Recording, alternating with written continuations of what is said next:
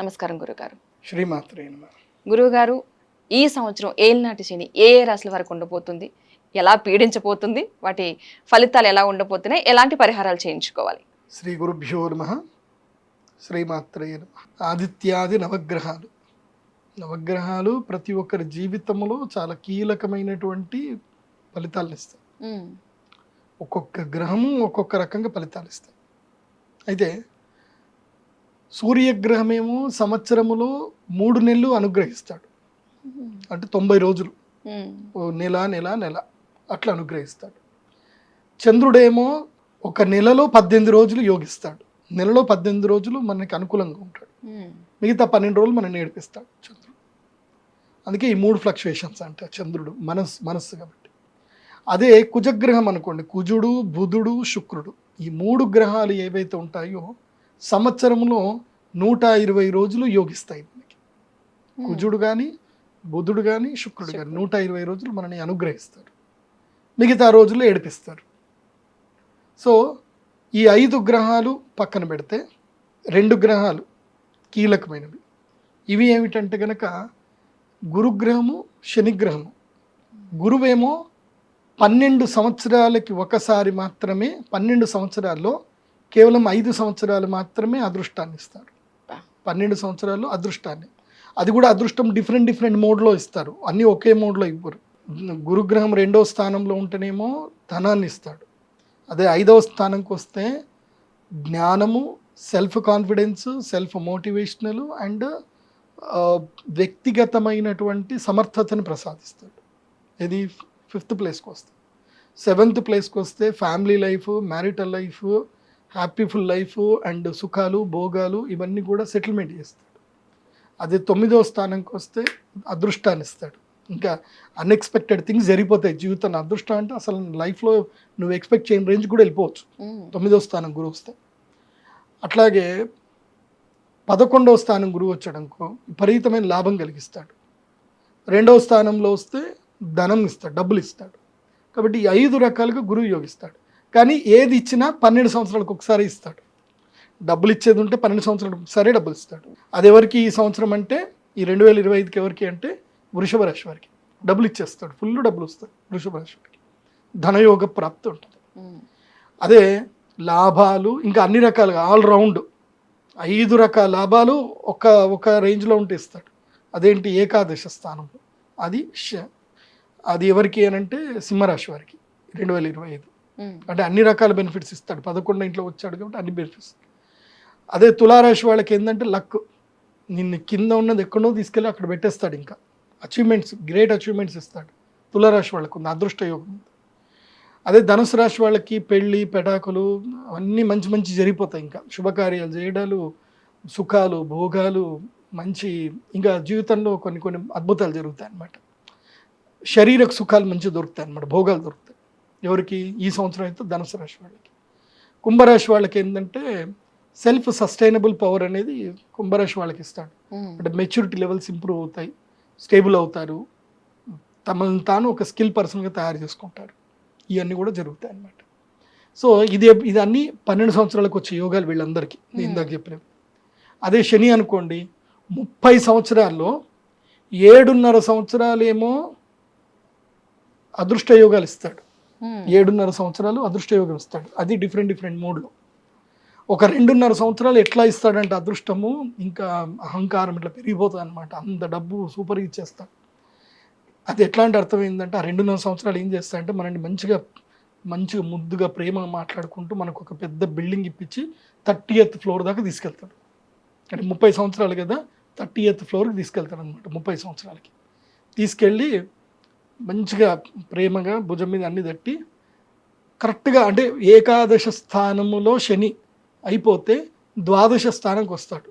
ద్వాదశ స్థానం లోపల శని రావడం అర్థం ఏంటంటే ఆ 30వ ఫ్లోర్ నుంచి చలో అని నూకేయడం అనమాట. పని అయిపోయిందని పైకి వచ్చి నూకేస్తాడు. 12వ ఇంట్లో శని రావడం అంటే అర్థం ఏంటంటే 30వ ఫ్లోర్ నుంచి కిందికి నూకేయడం అని అర్థం. సో మళ్ళీ కింద గ్రౌండ్ ఫ్లోర్కి రావాల్సిందే. అది ఎవరికి అని అంటే ఈ సంవత్సరం అయితే అది మేషరాశి వాళ్ళకి. వీళ్ళని ఇప్పటిదాకా తీసుకెళ్ళి 30th ఫ్లోర్ దాకా తీసుకెళ్ళి కూర్చోబెట్టాడు. ఇప్పుడు నూకేశాడు పైనుంచి. ఇంకా ట్రావెలింగ్లో ఉన్నారు, ఇంకా కింది దాకా రాలే. ఇంకా మే 15 తర్వాత కింద పడ్డ దెబ్బలు అప్పుడు నొప్పులు స్టార్ట్ అవుతాయి అనమాట. కిందికి తలిగేది ఇప్పుడు ట్రావెలింగ్లో ఉన్నారనమాట మేషరాశి వాళ్ళకి. ఇంకా వాళ్ళకి ఇంకా శని ఎఫెక్ట్ ఇంకా స్టార్ట్ అవ్వాల మే 15 తర్వాత. అందుకోసం అంటే గురువు జరిగిపోతాడు, అప్పుడు శని ఎఫెక్ట్ స్టార్ట్ అయిపోతుంది అనమాట. ఇంకా ట్రావెలింగ్లో ఉంటే దెబ్బలు దాకవు కదా. సో ట్రావెలింగ్లో గురువు ప్రొటెక్ట్ చేస్తున్నట్టు అర్థం. సో వీళ్ళు కనుక అక్షయ తృతీయ వచ్చి యాగం చేసుకున్నారనుకోండి, వీళ్ళకి పారాచూట్ వేసుకున్నట్టు. ఎవరు? మేషరాశి వారు. పారాచూట్ దొరుకుతుంది. లేదంటే టప్ అని భూమికి వేసుకుంటారు, ఇంకా స్టార్ట్ అవుతుంది.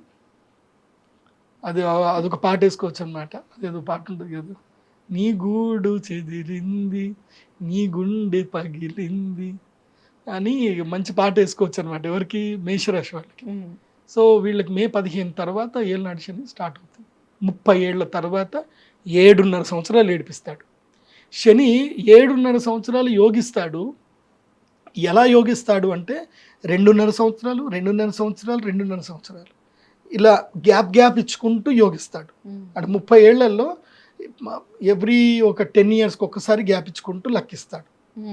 కానీ ఏడిపించడం మాత్రం కంటిన్యూ 7.5 సంవత్సరాలు ఏడిపిస్తాడు.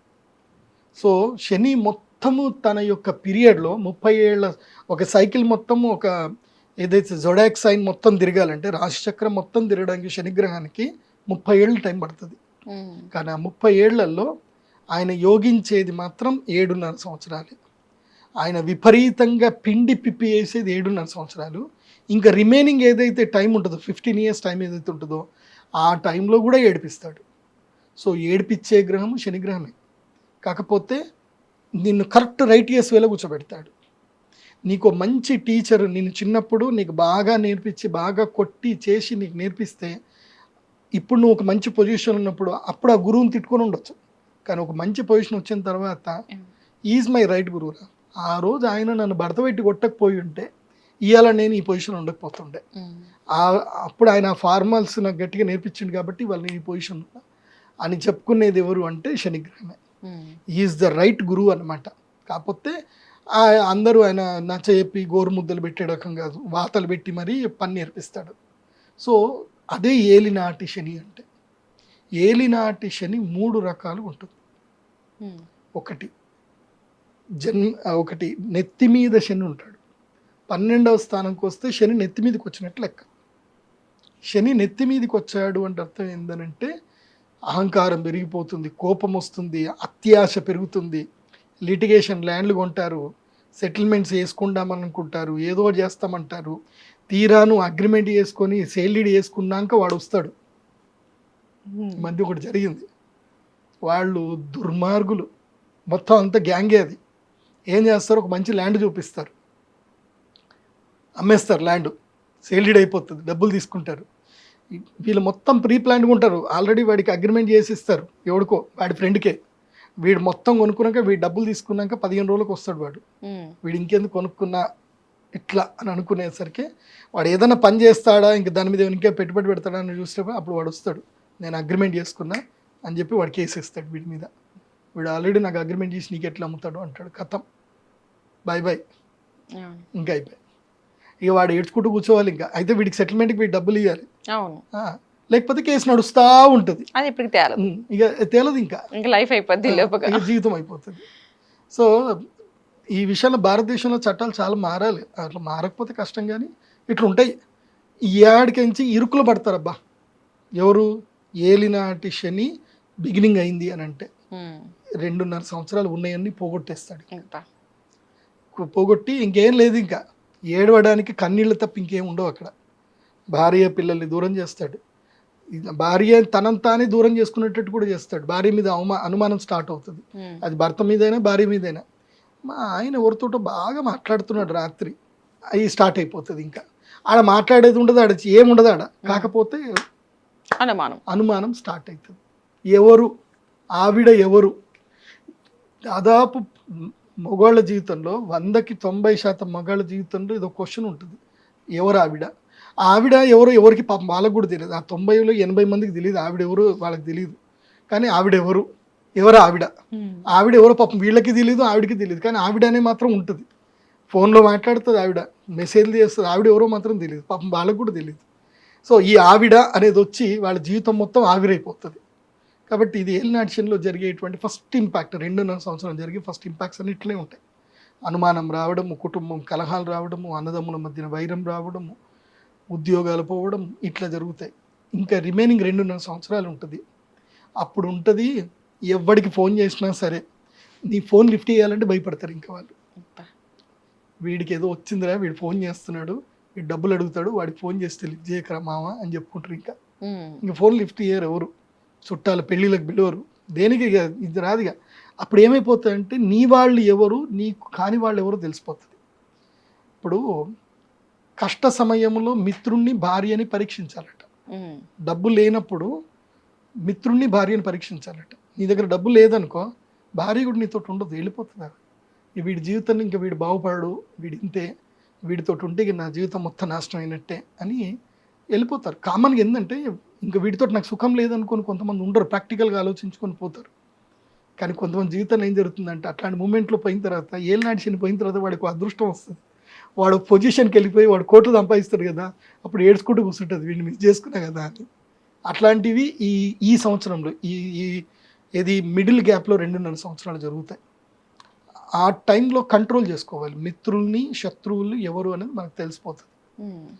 ఇక్కడ ఏంటంటే శని మనకి మొత్తం నేర్పించేస్తాడు, ప్రపంచాన్ని 2 చేసేస్తాడు. చూడండి, గెలిచినప్పుడు నువ్వెవరో ప్రపంచానికి పరిచయం అవుతావు, కానీ నువ్వు ఓడిపోతే నీకు ప్రపంచం పరిచయం అవుతుంది. సో ఓటమి ద్వారా నీకు ప్రపంచం ఏంటో నేర్పించేస్తాడు శని. అప్పుడు తెలుసుకొని మిగతా 2.5 సంవత్సరం లోపల డెవలప్ అవుతాడు, సెల్ఫ్ సస్టైన్ డెవలప్ అవుతాడు, మనిషి స్ట్రాంగ్ అవుతాడు. ఇంకా అప్పుడు నేర్చుకుంటాడు, నో చెప్పడం నేర్చుకుంటాడు జీవితంలో. నో అని చెప్పడం నేర్చుకుంటాడు, దేనికి అవసరమో దానికి ఎస్ అని చెప్పడం నేర్చుకుంటాడు. సో ఏది వదిలిపెట్టాలి, ఏది పట్టుకోవాలి, ఏది వదిలిపెట్టాలి, ఇదంతా ఏలినాటి శని అన్నాక తెలుస్తుంది.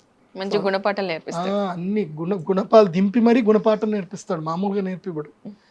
నా లైఫ్లో నాకు ఏలినాటి శని నేర్పించినన్ని గుణపాఠాలు నేను చాలా నేర్చుకున్నా. మా నాన్నగారు చనిపోయినప్పుడు ఒక్కళ్ళు కూడా, అంటే మా నాన్న చాలా మందికి జ్యోతిష్యం చెప్పారు. Is the famous personality. ఎవడింట్లో పిల్లలు తప్పైనా, ఎవడింట్లో గోదలు తప్పైనా, ఏది కష్టం వచ్చినా మా నాన్న దగ్గరికి వచ్చేటాడు. మా ఇంట్లో నిజామాబాద్లో అశోక్ వీధిలో పెద్ద లైన్ ఉండేది, అక్కడ చాయ్ దుకాణం ఉండేది, అన్ని వాళ్ళందరూ బతికేటోళ్ళు, మా నాన్న పేరు చెప్పుకొని బతికేటోళ్ళు. ఎందుకోసం అంటే జనాలు అట్లా లైన్ కట్టేటోళ్ళు, అంత రష్ ఉండేది. మేము ఫీజులు ఏముండేది కాదు, ఎవడు ఇష్టం వచ్చింది వాడు 10 రూపాయలు 5 రూపాయలు పంచాంగం మీద పెట్టేటోళ్ళు. నా లైఫ్లో మా నాన్న పక్కన నేను కూర్చున్నట్టు జ్యోతిష్యం చెప్పి చూస్తుండే, ఎవడు ఎంత పెడతాడు అని చూసాడు. ఎందుకోసం అంటే నేను కూడా ఎత్తుకుపోయేటోండి అనమాట మధ్యలో. సో 5 రూపాయలు 10 రూపాయలే, 100 రూపాయలు పెట్టేటోళ్ళు ఉండనే ఉండరు అసలు. అప్పట్లో 100 రూపాయలు అనేది ఎక్కువ, 100 రూపాయలు 500 ఎవరు పెట్టేదే కాదు.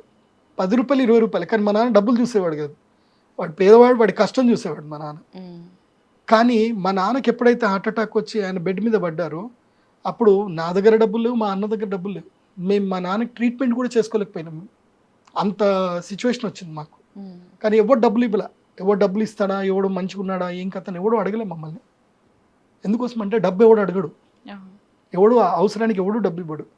డబ్బు నీకు నువ్వే సంపాదించుకోవాలి, నీ దగ్గర దాచిపెట్టుకోవాలి. నీ కష్టం వచ్చింది అని నువ్వు చేయి చాపితే నీకు ఎవడు డబ్బు ఇవ్వడు, గుర్తుపెట్టుకో. నీ కష్టానికి నువ్వే బాధ్యుడివి, కాబట్టి నీ సంపాదన నువ్వే పెట్టుకోవాలి. నీ కష్టం వస్తే డబ్బు, నువ్వు ఎంత మంచి పనులు చేసినా అవసరానికి డబ్బులు నీకు ఎవడు ఇవ్వడు.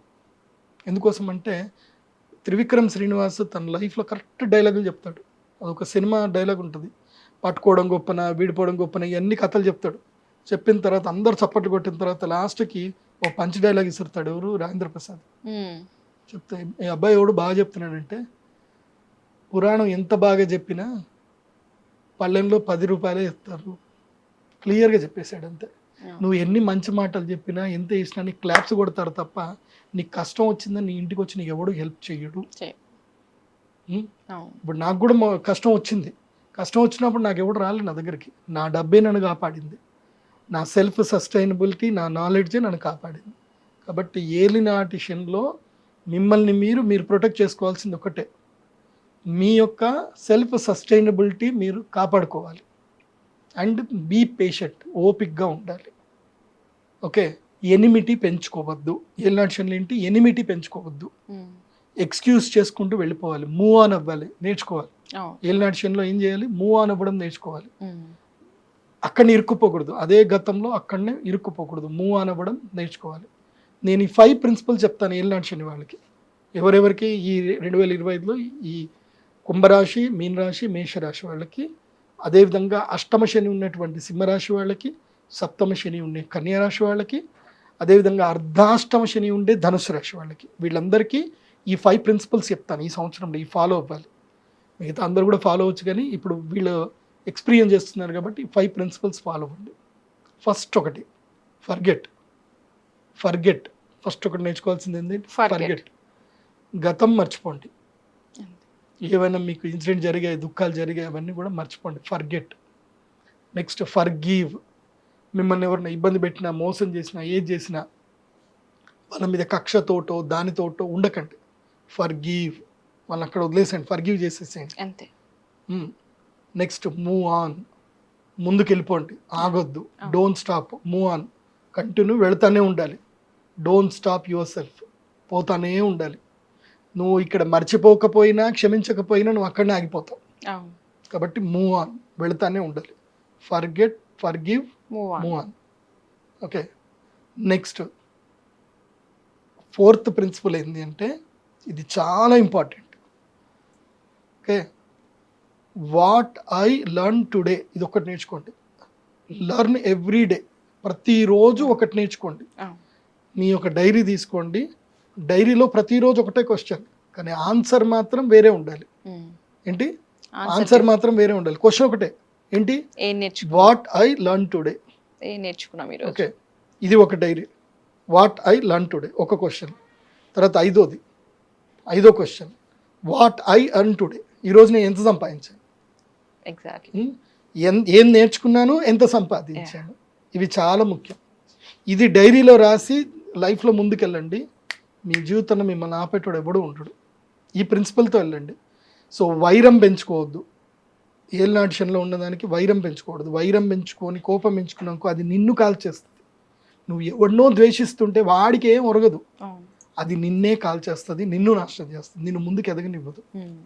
సో నువ్వు క్షమించలేదనుకోండి, ఆ దుఃఖం నిన్ను ఏడిపిస్తూనే ఉంటుంది. వదిలేసి వెళ్ళిపో.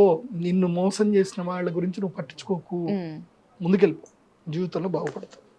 ఇది ఏలినాటి శని వాళ్ళు ఉండేవాళ్ళు తప్పకుండా నేర్చుకోవాలి. ఇది నేను జనరల్గా చెప్తుంది. మోస్ట్ ఇంపార్టెంట్ థింగ్ ఏం తెలుసా, ఏలినాటి శనిలో చేయాల్సింది ఏంటంటే, మీకు గోరఖ్పూర్ గీతా ప్రెస్ దాంట్లో వెళ్తే మీకు పుస్తకం దొరుకుతుంది. ఇది ఏంటి అంటే హనుమాన్ చాలీసా, చిన్న పుస్తకం దొరుకుతుంది. ఏంటి? చిన్న పుస్తకం దొరుకుతుంది. అదొక పుస్తకం. రెండో పుస్తకం దొరుకుతుంది. సరే, హనుమాన్ చాలీసా చెప్తాను. సో గోరఖ్పూర్ గీతా ప్రెస్లో హనుమాన్ చాలీసా బుక్ దొరుకుతుంది. అది ఎప్పుడు మీ జేబులో ఉండాలి. పొద్దున్న లేచిన టైం దొరికినా, ఏ టైం దొరికినా హనుమాన్ చాలీసా చదువుతూనే ఉండాలి. జయ హనుమాన్ జ్ఞాన గుణ సాగర, జయ కపీశతి లోకవు జాగర, రామదూత తులిత బలదామ, అంజని పుత్ర పవన సుతనామ, మహావీర విక్రమ బజరంగి. ఇలా చదువుతూనే ఉండాలి. హనుమాన్ చాలీసా ఈ పాకెట్లో ఉందనుకోండి, మీకు ఏ నెగిటివ్ రాదు. ఇంకా 7.5 సంవత్సరాలు హనుమాన్ చాలీసా రోజు చదువుతాను ఉండాలి. ఇంకో రెండో పుస్తకం ఉంటుంది, అదేందో చూపిస్తాను. నా దగ్గర కూడా ఉంటుంది. అది నేను ఎప్పుడు పాకెట్లో పెట్టుకుంటూ ఉంటాను. ఇదేంటి? శ్రీమద్ భగవద్గీత. ఇంత చిన్న బుక్. ఇది ఎంత? ₹2. చిన్న పుస్తకం. ఇది చిన్న పుస్తకం. గోరఖ్పూర్ గీతా ప్రెస్ వాళ్ళు ఇస్తారు. ఈ పుస్తకం పెట్టుకోవాలి. రోజు ఒక భగవద్గీత శ్లోకం ఒకటి చదువుతూ ఉంటాను. రోజు ఒక శ్లోకం కంఠస్థం చేయాలి. ఇది పెట్టుకోవాలి. దీంట్లో ఒక ఇది ఉంటుంది. దీనిలో రోజు ఒక పేపర్ పెట్టుకోవాలి. రోజు ఒకటి కంఠస్థం చేయాలి. ఇంట్లో పెద్ద భగవద్గీత పుస్తకం పెట్టుకోవాలి. పెట్టుకొని దాని యొక్క ఒక శ్లోకానికి సంబంధించిన మీనింగ్ ఏదైతే ఉందో ఆ మీనింగ్ నేర్చుకోవాలి. ఎన్ని శ్లోకాలు ఉంటాయి దీంట్లో? 700 శ్లోకాలు ఉంటాయి. ఏలినాటి శని ఎన్ని సంవత్సరాలు? 7.5 సంవత్సరాలు. రోజుకో శ్లోకం. 700 రోజుల్లో 700 శ్లోకాలు అయిపోతాయి. ఓకే. మిగతా మళ్ళీ స్టార్ట్ చేయాలి. భగవద్గీత మొత్తం 3 సార్లు చదవండి. ఏలినాటి శని లోపల భగవద్గీత ఇక్కడ ఉంటుంది, ఇక్కడ నోట్లో ఉంటుంది, ఇక్కడ కూడా ఫాలోయింగ్లో కూడా వచ్చేస్తుంది భగవద్గీత. భగవద్గీత చదవడం కాదు, లైఫ్లో ఇంప్లిమెంటేషన్ చేయాలి. కర్మ సిద్ధాంతం నేర్చుకోవాలి. ఏలినాటి శని నేర్పించేది ఏంటి? కర్మ సిద్ధాంతం నేర్పిస్తుంది ఏలినాటి శని. కాబట్టి ఇది నేర్చుకుంటే ఏలినాటి శని మీకు అద్భుతంగా పనిచేస్తుంది. ఏలినాటి శని నెగిటివ్ కాదు, పాజిటివ్. మనకు అన్ని నేర్పిస్తుంది కాబట్టి నేర్పిస్తుంది. ఇంకొకటి ఉంటుంది, ఇది ఫైనల్.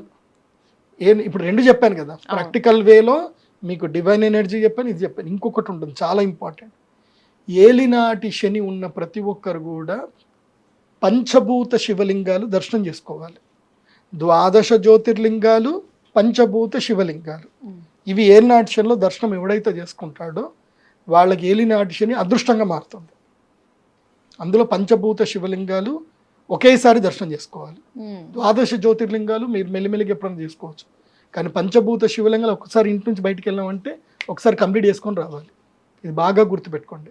అవి ఏవి అంటే పంచభూత శివలింగాలు ఏంటంటే పృథ్వీలింగం నుంచి మొదలు చేయాలి, లేదంటే ఆకాశలింగం నుంచి అయినా మొదలు చేయాలి. పృథ్వీలింగము ఆర్ ఆకాశలింగం రెండు నుంచి మొదలు చేయాలి. సో ఫస్ట్ పృథ్వీలింగం ఏంటంటే కాంచీపురం ఏకాంబరనాథ స్వామి దేవస్థానం పృథ్వీలింగం. తర్వాత జలలింగం జంబుకేశ్వర స్వామి జలలింగం. తర్వాత మధ్యలో ఉంటుంది, ఇది వాళ్ళు అటు నుంచి స్టార్ట్ చేసిన ఇటు నుంచి స్టార్ట్ చేసిన, ఇది చాలా ఇంపార్టెంట్, అరుణాచల క్షేత్రం మధ్యలింగం. ఇదేంటి అగ్నిలింగం. వాయులింగం ఉంటుంది, శ్రీకాళహస్తి దర్శనం చేసుకోవాలి. ఆ తర్వాత చిదంబర క్షేత్రం వెళ్ళిపోయి చిదంబర స్వామి దర్శనం చేసుకోవాలి. సో అయితే బిగినింగ్ కాంచీపురం చేయాలి, లేదంటే ఫస్ట్ బిగినింగ్లో చిదంబరంకి వెళ్ళిపోవాలి. చిదంబర క్షేత్రంలో ఆకాశలింగ పూజ చేసుకోవాలి, అక్కడ స్ఫటికలింగ పూజ ఉంటుంది. తప్పకుండా స్ఫటికలింగ పూజ చేసుకొని ఆకాశలింగ దర్శనం చేసుకోవాలి. మీరు స్ఫటికలింగ దర్శనం చేసుకోకుండా ఆకాశలింగం చేసుకున్నా అంటే బెస్ట్. తప్పకుండా స్ఫటికలింగ అర్చన మీరు చిదంబరంలో చేసుకోవాల్సిందే. దాని తర్వాత శ్రీకాళహస్తి, తర్వాత అరుణాచలం, తర్వాత జంబుకేశ్వరం, తర్వాత కాంచీపురంలో పూజ చేసుకొని ఏకాంబరనాథ స్వామి దర్శనం చేసుకొని, తర్వాత ఏంటి కంచి కామాక్షి అమ్మవారి యొక్క దర్శనం చేసుకొని అప్పుడు వెంకటేశ్వర స్వామి దగ్గరికి వెళ్ళి కొండెక్కాలి. సో దీంతో ఏలినాటి శనికి సంబంధించిన సమస్యలన్నీ పోతాయి. ఇది ఓకే, మంచి వివరాలు అందించారు గురుగారు, ధన్యవాదాలు. శ్రీమాత్రే.